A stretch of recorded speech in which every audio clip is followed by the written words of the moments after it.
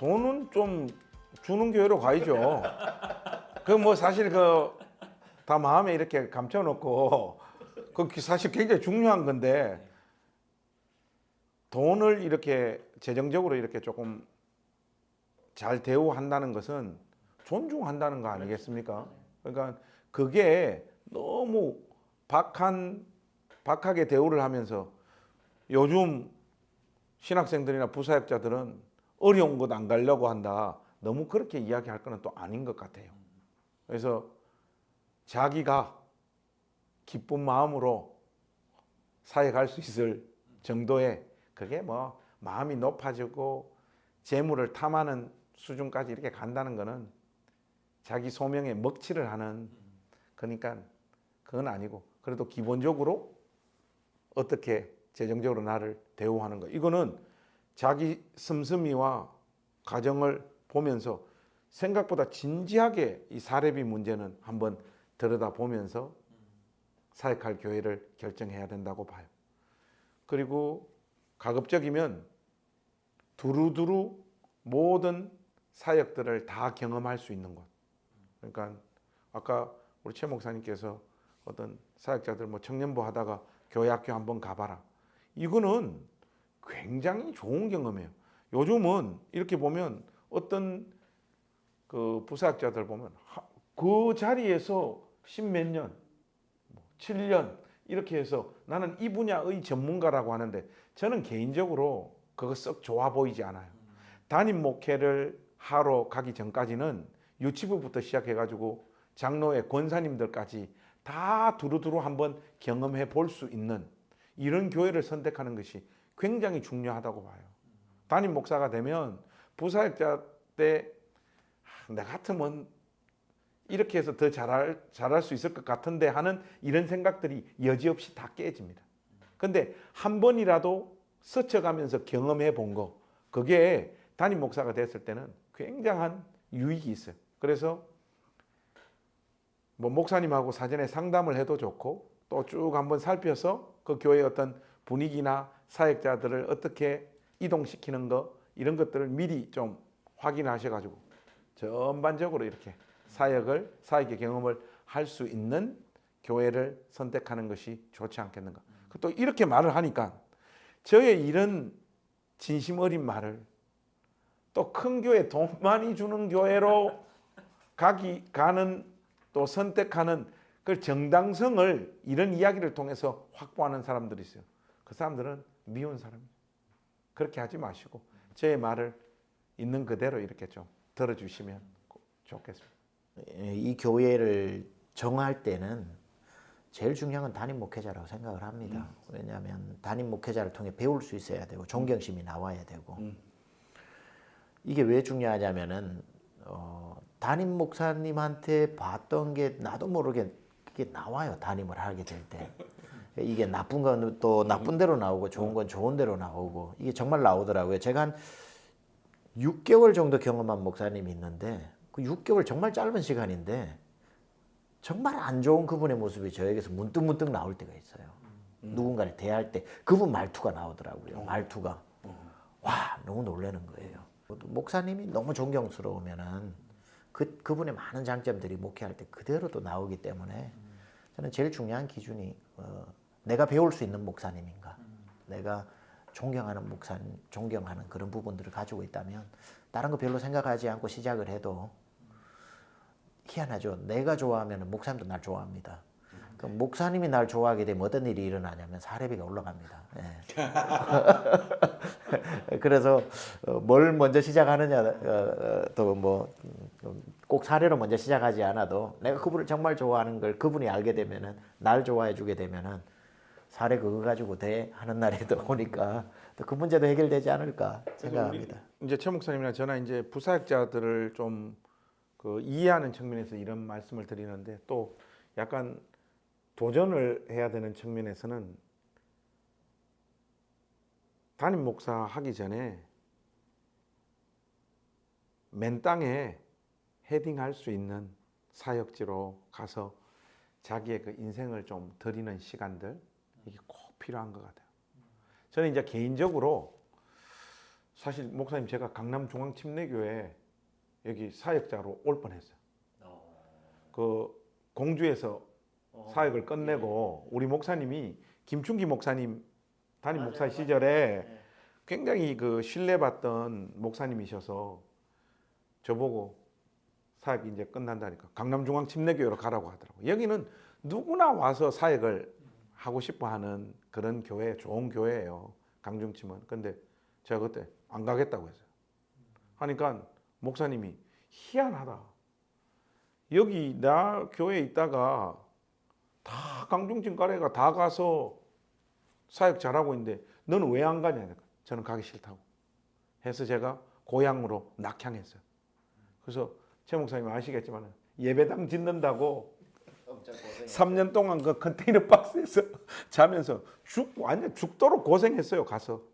그래서 근데 그 예배당을 3년 동안 부사역자로서 같이 현장에서 개 한 마리와 함께 그 밤을 지새면서 그 교회를 지으면서 주님의 몸된 교회가 얼마나 소중하고 이 교회가 하나 그냥 세워지는 게 아니구나 하는 그런 좀 굉장한 경험들을 했어요. 그리고 지금 생각해도 그때 강중침 안 오고 고향으로 잘 내려갔다. 그래서 받았던 상처, 어려움, 내 인생이 흔들릴 뻔한 그런 일들도 많았지만 지금 생각해도 그는 참 잘했다고 봐요. 너무 부사역자 시절에 양지 바른 곳으로만 사역지를 찾아 움직이는 것은 우리 소명에 대한 배신 아니겠는가, 이런 말씀 좀 드리고 싶습니다.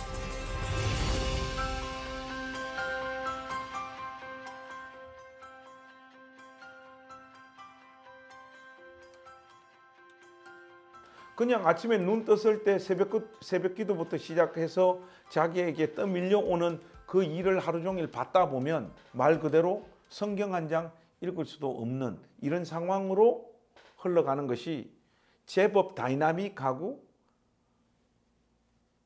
아주 성장하고 있는 교회의 부사역자들의 현실이더라고요. 근데 이것 자체가 문제예요. 시간 관리와 영성 관리를 할 수 있도록 담임 목사님과 교회에서 부사역자들의 삶을, 시간들을 배려를 해줘야 된다고 봐요. 독서나 기도나 책 읽기가 불가능할 정도로 부사역자들의 사역을 돌리는 것은 저는 폭력이라고 봐요. 이거는 주님의 몸된 교회를 사랑하는 마음으로 보면 이건 정말로 교회 망치는 짓이에요. 혼자 있고 사색하고 묵상하고 책 읽고 생각할 수 있는 시간적인 여유를 꼭 줘야 돼요. 모든 교회가 우리 교회처럼 할 수는 없겠지만은 저는 개인적으로 우리 행신교회를 세우면서 과감하게 하고 있는 게 뭔가 하면 출퇴근 시간을 없애버렸어요. 이걸 인위적으로 소명받은 다 큰 어른이 인위적으로 지시를 받아가 할 정도면 이건 목회할 자질이 없다. 저는 그렇게 생각해요. 자기가 맡은 사역을 하나님 앞에서 정직하게 그 누구보다 스스로 열심히 하되 독서라든지 기도라든지 책 읽기를 그 사역의 한 측면으로 생각해서 반드시 거기 포함시키듯 그 스스로 그걸 할 수 있도록 시간적인 배려를 해줘야 된다. 저는 그렇게 생각을 해요. 그래서 부교육자 때 정말 좋은 교회 만나서 시간을 확보해주는 교회 만나면 훌륭한 교회 만난 거지만 그런 교회 만나기가 상당히 어렵다고 봤을 때 보통 일반적인 사람들을 다 아우러서 이야기한다면 스스로 찾아내야 된다. 그 시간을. 뭐 그런 차원에 있어서 그 성경에서 에베소서 5장에도 나오는 것처럼 세월을 아끼라라고 말했던 게 영어로 보면 make the most in every opportunity 이렇게 돼 있는데 무슨 말이냐? 모든 시간을 최고로 만들어서 사용해라. 그래서 저 같은 경우가 이제 오래된 습관인데 새벽 예배 마치면 집으로 저는 간 적이 거의 없거든요. 새벽 예배 마치면 무조건 이제 미국에서는 커피숍으로 갔고 여기는 목양실에 앉아 있는데 그러면 출근 시간이 9시인데 사실은 벌써 이미 저는 4시간, 5시간 앉아 있는 거거든요. 뭐 너무 많은 일을 할 수가 있어요, 사실은. 그러다 보니까 습관으로 집에 가던 분들, 부사역자들 중에 가지 않아도 되는 사역자들이 있어요. 가서 애들 등교시켜야 되는 사람도 있지만 가지 않아도 될 사람들은 가지 않으면서 본인 시간에 커피숍 가가지고 성경을 읽고 오더라고요. 그러면서 오면서 하는 말이 와, 목사님 제가 이 시간을 왜 그렇게 버리고 살았는지 모르겠다고 하는 사역자도 있더라고요. 그래서 자기가 자기 시간을 찾아내는 것, 그 빈틈의 시간을 찾아내고 찾았을 때에 유튜브 볼 거냐 성경 읽을 거냐는 자기의 선택이라고 보고 그 습관을 들이는 게 중요하다 생각합니다.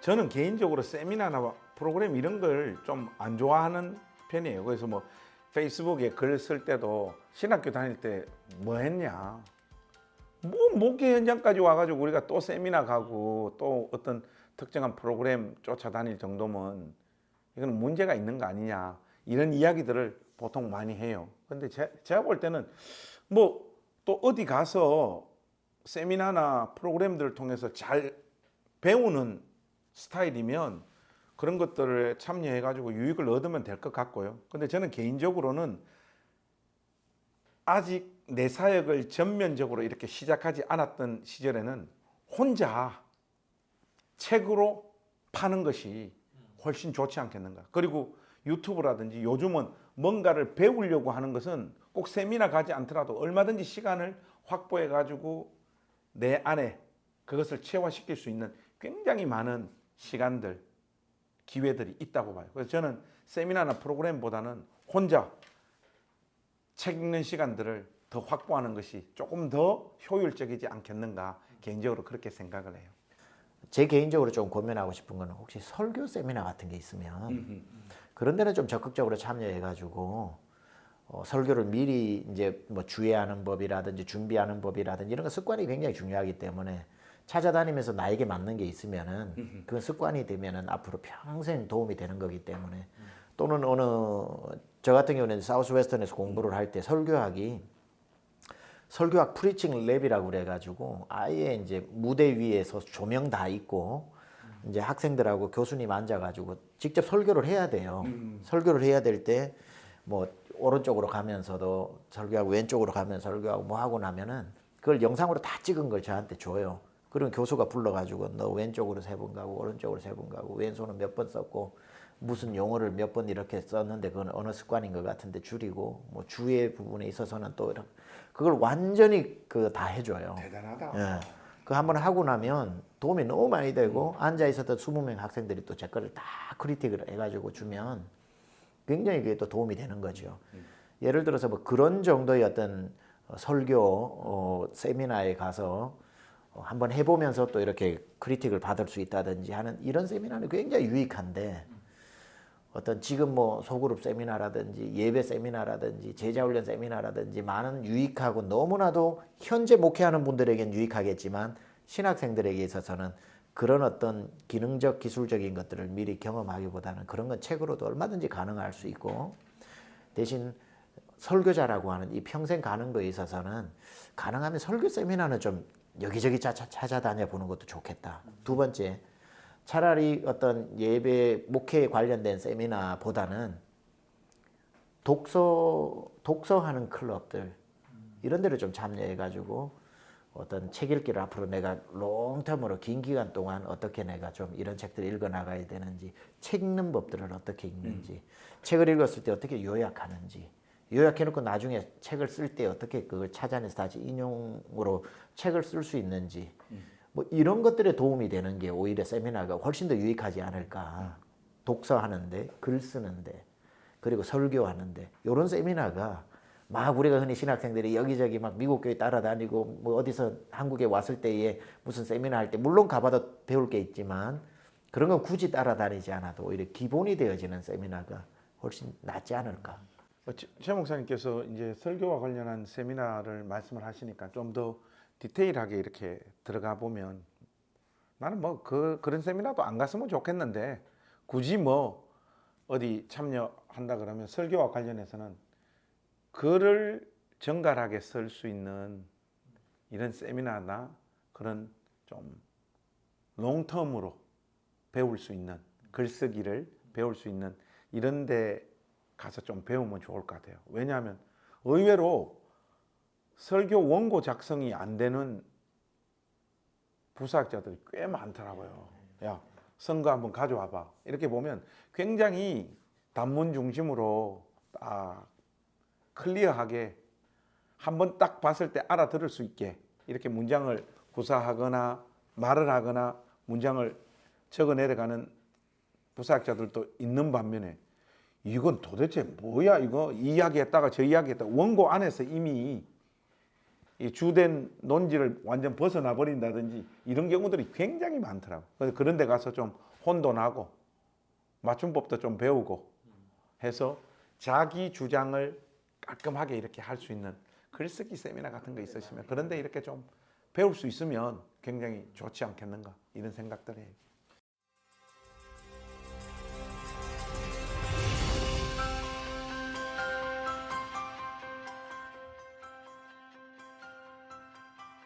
교회가 대우를 할 수 있다라는 걸 전제로 했을 때 부사학자들 사례비를 현실하고 좀 맞추어서 줄 수 있는 문화들이 만들어졌으면 좋겠어요. 이런저런 반론들이 있겠지만 200만 원 주고 애들 2명 키워가지고 살아라 하면 마이너스 통장으로 계속 해야 돼. 그런 사람한테 재정관리 어떻게 하라고 뭘 어떻게 할 수 있어요. 근데 사실 교회가 그러면 더 이상 줄 수 없다라고 한다면 적어도 4대 보험이라든지 그 외 복지에 해당되어지는 교회 전체가 모든 사역자들에게 공통적으로 해줄 수 있는 어떤 부분이라도 좀 이렇게 배려하고 끌어올리는 것이 필요하다고 봐요. 그래서 지금 받을 수 있는 그 사례비로는 말 그대로 생활만을 위해서 그 돈을 쓸 수 있도록 다른 부수적인 어떤 이런 복지들이 교회 안에서 이루어져야지 사역자들이 이 사례비 받아서 뭐 11조 하고 감사헌금 하고 생활하고 그래도 이렇게 남는 거 요건 요렇게 저렇게 좀 관리할 수 있는 문화가 만들어질 수 있지 않을까요? 지금 이런 액수로는 현실적으로는 또 어렵죠. 근데 이게 이제 한국 정서상 또 사역자들이 너무 돈 하는 걸 성도들이 안 좋아하더라고. 그것도 심지어는 집사님들 말씀 때는 이러더라고. 부사역자 때는 돈 없이 사는 훈련을 좀 해봐야 된다. 이게 이제 어른들은 이런 이야기 하시는 분들도 꽤 많더라고. 그 말 안에 담긴 중심을 제가 뭔지는 알겠어요. 뭔지는 알겠는데 그래도 제가 볼 때 경제적으로 이 어려운 상황에 있는 사람들이 기쁨이나 평강을 누리는 적을 저는 보지를 못했어요. 그러면 아마 이 사역 자체도 시간이 지나면 지날수록 굉장히 고달프고 내가 지금 몸담고 있는 이 교회에 대한 어떤 헌신, 사랑, 충성 이런 마음들도 오히려 점점 드라이해지고 마음이 떨어질 가능성들이 굉장히 많다고 해요. 그래서 뭐 할 수만 있으면 좀 대우를 부사학자들한테 잘 하는 것이 중요하지 않겠나. 할 수만 있다면 재정 훈련을 적게 주고 사는 훈련 시키지 말고 많이 줘봐놓고 얼마나 잘 사는지 그 훈련 시키면 될 것 같아요.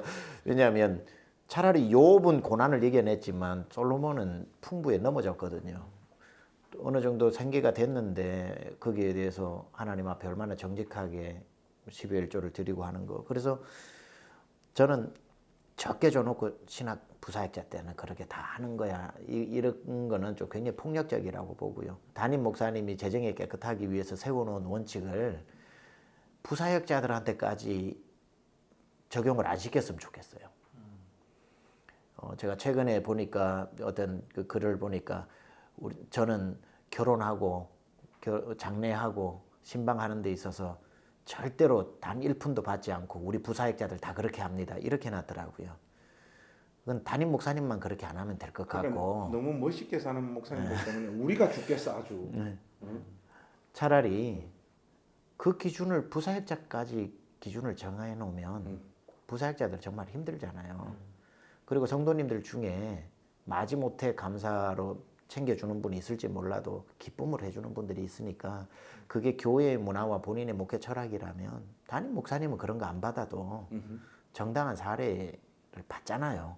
그러니까 얼마든지 뭐 그게 한다고 더 깨끗한 것도 아니고 저는 그냥 그분의 원칙이라고 생각을 하면 존중해드리면 되는 거고 그걸 일반화시켜서 모든 사람 모든 담임 목회자가 따라야 되는 것도 아니라고 보는데 그걸 부사역자까지 저렇게 적용하면 부사역자들은 어떻게 살지 이 생각이 드는 거예요. 그래서 그런 원칙을 담임 목사 기준에서 부사역자까지 넓히지 않았으면 좋겠고 부사역자들이 이렇게 저렇게 좀 이렇게 생계를 유지할 수 있는 길들도 좀 열어줄 수 있는 그런 담임 목사님의 여유가 좀 있었으면 좋겠고 재정을 다 충분히 못 줄 때는 못 줘서 미안하다고 차라리 하지 그때 다 너무 뭐 훈련 차원에 있어서 안 그래 다 훈련 받는데 또 한 가지 더 말씀드리고 싶은 거는 그렇게 충분한 사례를 부교육자에게 주지 못하면서 어떤 다른 일을 하거나 와이프가 그 사모가 다른 일을 하는 것을 너무 부정적인 시각을 줘가지고 그 집안에 살아야 하는 생계를 완전히 틀어막지 말아야 된다. 그래서 사모님이 어떤 일을 하게 될 때는 아유 전도사님 목사님만 사례를 받고도 가정이 운영이 되어야 되는데 미안합니다. 사모님이 일하게 돼서 참 마음이 아프네요. 참 사모님 훌륭하십니다. 이렇게 격려해 주면서 거기에 대한 어떤 죄의식들이 많이 없는 문화를 만들어 주는 것도 중요하다 생각을 해요. 일도 못하게 하지. 사례도 적게 주지. 그 다음에 교회 원칙 엄격하게 세워가지고 숨 쉴 공간 없지. 정말 힘들지 않을까 생각을 합니다. 그러니까 최 목사님이나 저나 이렇게 지금 멋있는 말을 많이 했어요. 아마 부사학자 전국의 부사학자들이 들으면 좋은 목사님 너무 좋다 그렇게 이야기를 할 거예요. 그런데 이런 어떤 우리의 그 표현들과 말들이 진심이 되기 위해서는 제가 볼 때는 한국 교회 담임 목사와 부사학자들의 이 셀러리 갭을 좀 줄여야 돼요. 어떤 교회는 정말 너무 차이가 나더라고. 민망할 정도로. 그래서 이렇게 이제 아주 큰 교회면 뭐 거기서는 뭐 재정을 기획해서 뭐 부사학자도 풍성하게 주고 담임 목사님도 풍성하게 주고 하면 되는데 보통 교회에서는 이런 문제를 해결할 수 있는 유일한 길은 담임 목사가 조금 더 적게 받으면서 부사학자들 사례비를 올려주는 결단들이 있어야 된다고 봐요. 그거 아니고는 우리가 아무리 멋있는 말을 해도 현장에서는 이런 일들이 이루어지는 것이 거의 불가능할 거예요.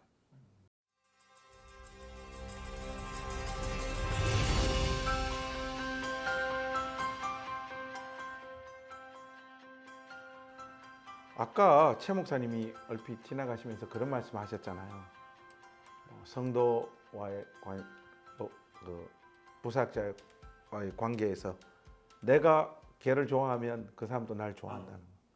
저는 딱 이게 그 원칙에 해당된다고 생각해요. 저는 누가 좋은가 하면 나를 존경하고 나를 좋아하는 부사학자가 좋더라고. 그리고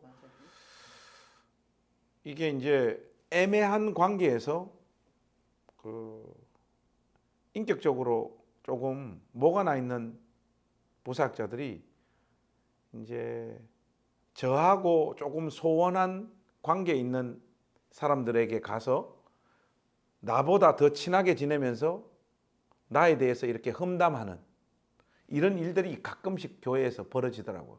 그러면 그 사람 싫어요, 저는. 품기도 솔직히 쉽지가 않아. 연말에 내보내야 되겠다.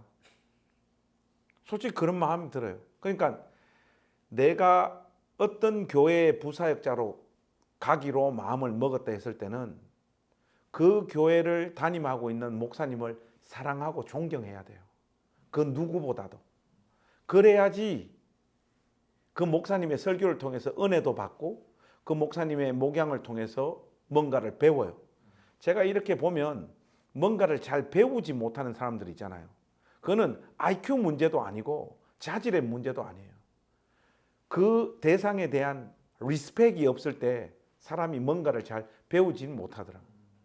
그래서 부사역자의 어떤 마음의 자세는 저를 잘 따르고 내가 말하는 것에 대해서 지지해주고 또 이렇게 보면 야, 제가 나를 진짜 좋아하는구나 이런 진심이 전달되어지는 이런 부사역자들이 좋죠. 어떤 사역자가 좋으냐? 저를 어려워하지 않는 사역자가 좋아요. 예, 어려워하지 않고 그냥 저를 편하게 대하는 사람이 좋더라고요. 대부분 보면은 이렇게 다 그런 건 아니지만 저를 어려워하지 않는 사람들의 특징이 저를 통해서 큰 뭔가를 성취하려고 하지 않는 사람들이더라고요. 그래서 그냥 저를 편하게 대하는 거예요. 아, 목사님, 이거 좀 아주 목사님 이렇게 하면서 그냥 저를 그냥 도구로 보지 않고 한 인격체로 서로 이렇게 다가와서 제가 그렇다고 무례하다는 뜻은 아니지만 제가 나를 저렇게 안 어려워해도 되나 싶을 정도로 쾌활하고 이렇게 편하게 이렇게 말을 하는 그게 저한테는 참 재밌어요. 재밌고 전사님하고 있으면 너무 재밌다고 이야기를 하고 목사님하고 있으면 진짜 재밌다 이렇게. 그래서 뭐 저도 이렇게 보면은 어떤 목적이 있는 건 아니지만 위에 어떤 있는 분들을 굉장히 어려워하는 스타일이에요. 제가 대학도 다니고 하면서 수업 시간 마치고 교수님 찾아가서 질문해 본 적이 없는 사람이에요. 너무 어려워가지고 그게 너무 싫은 거예요. 제 자신이. 한 번 더 찾아가서 관계를 형성하고 모르는 것도 물어보고 편하게 얘기하고. 차라리 김 목사님은 이렇게 좀 큰 목사님들이나 누구나 해도 편하게 얘기하는데 저는 그게 잘 안 되더라고요. 제 자신이 너무 싫다 보니까 누군가가 그렇게 편하게 다가오는 게 너무 기특하고 좋아 보여요. 제가 보니까 누가 좋으냐 보니까 힘들 때 교회를 딱 사랑해주는 그런 분들. 근데 힘들 때 교회에게 냉정해지는 사역자가 있어요. 소위 이제 바른 이야기, 합당한 이야기일 수가 있는데 교회가 힘들 때는 막 엉엉 울면서 같이 마음을 합치는 사역자가 있는가 하면 완전히 남의 교회처럼 느끼는 이분이 우리 교회 사역자였나 싶을 정도의 마음을 확 차갑게 하는 분들은 교회 사랑하는 마음이 좀 더 있어야 되지 않겠나. 기본적으로 부사역자는 본인이 섬기는 그 기간만큼이라도 가장 교회를 사랑하는 사람이 되어야 한다. 저는 그렇게 생각합니다.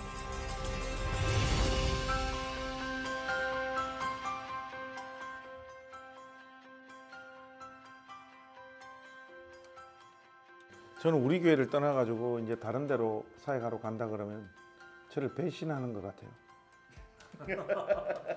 그래서 안 갔으면 좋겠어요. 저하고 더 오랫동안 사역했으면 좋겠는데 뭐 사정이 있어서 다른 교회를 간다고 할 때 그런 이야기예요. 좋은 기억만 마음에 담아라. 그리고 또 내가 뭐 많이 잘해주지는 못했지만 여기 있는 동안 사랑받았던 기억들, 그리고 네가 성장하고 조금이라도 더 나아졌던 것들을 우리 교회를 향해서 감사하는 마음 가지고 갔으면 좋겠다. 그리고 여기서 뭐 상처받고 괴롭고 했던 거, 그런 것들은 좀 잊어라, 이런 이야기를 하죠. 그리고 가급적이면 이거는 이제 그런 이야기를 해요. 그 교회 갔을 때 우리 교회에 대한 이야기는 가급적이면 말을 아껴라. 좋은 이야기든 나쁜 이야기든. 특히 부정적인 어떤 이야기들. 목사님, 제가 우리 교회 와서 이제 목사님, 지난 교회 나 죽는 줄 알았고 막 뭐 이 교회는 왜 이래 좋습니까? 막 이러면 저는 입 바로 때려. 그거 안 그렇다. 그거 안 그렇다. 너 거기 몸담고 있으면서 그 목사님과 그 교회로부터 배려받았던 것, 그리고 너를 거기 있으면서 네가 성장했던 거 분명히 있다.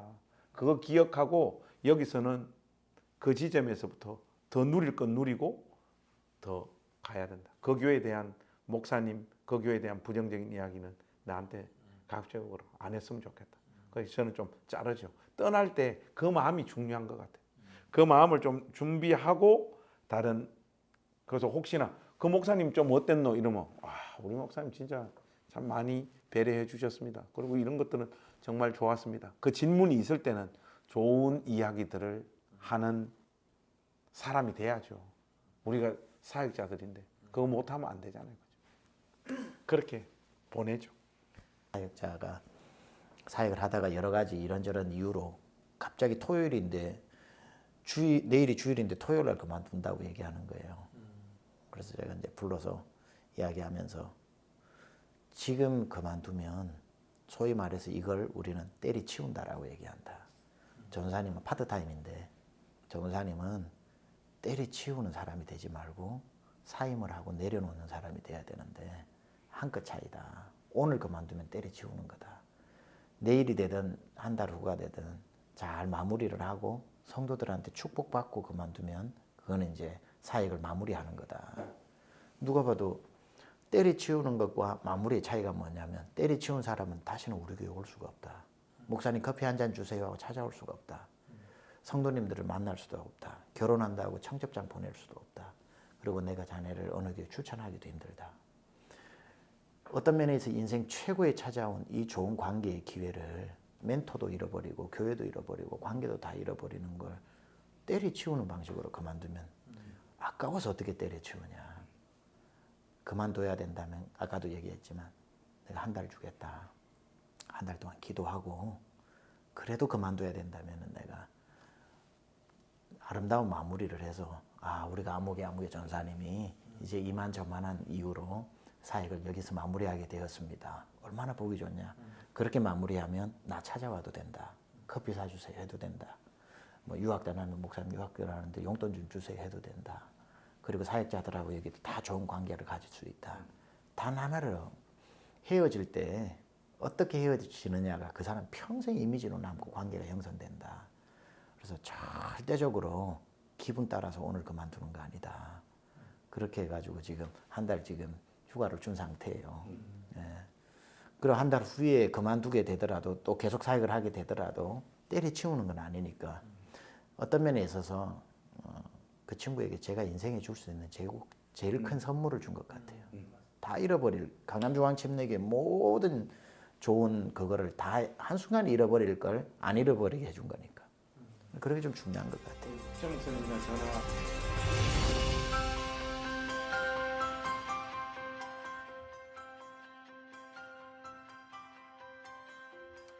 이제 경험으로 볼 때 담임 목사님하고 사이가 안 좋은 부사역자들이 그 교회 안에서 사역을 잘하거나 또 좋은 기억을 가지고 그 교회를 떠난 적을 단 한 번도 못 봤어요.